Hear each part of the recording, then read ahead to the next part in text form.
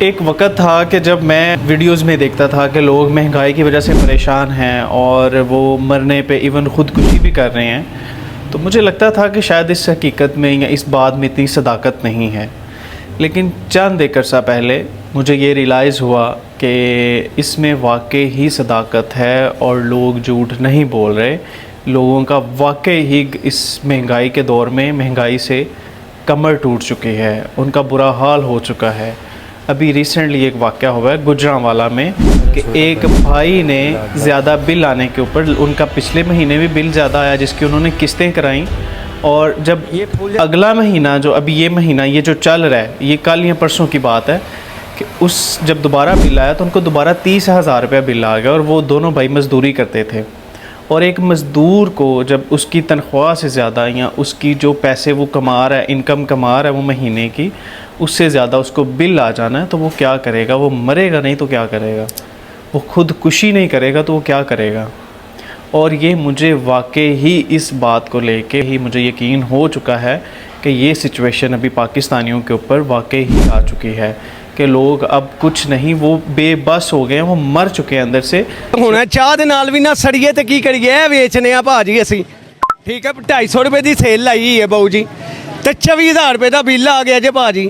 اسی تے سڑے پے ہاں بھاجی، اے چاہ دل کردا اوتے پا لیے، اللہ دی قسم اوتے پا لیے. ایک معاشرے کو دکھانے کے لیے وہ چل رہے ہیں یا وہ اپنے معاملات میں بیزی ہیں، لیکن اندر سے وہ ختم ہو چکے ہیں. ان کی سوچیں جو ہیں عمریں اسی طرح سے کم نہیں ہو گئیں. لوگوں کو ٹینشنیں لے ڈوبی ہیں.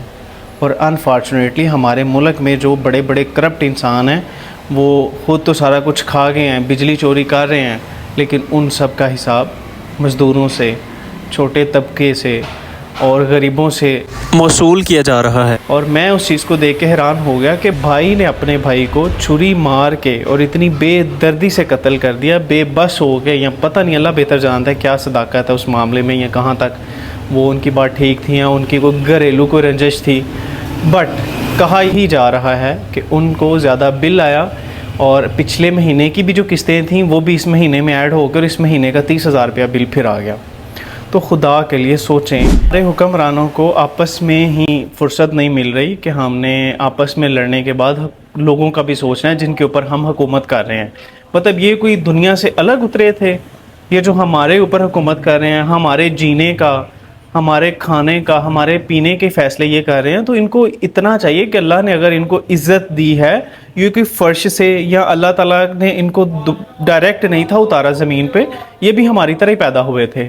سارے معاملات ہماری طرح انسان ہی ہیں، یہ ہم سے کوئی افضل قوم نہیں ہے یہ والی.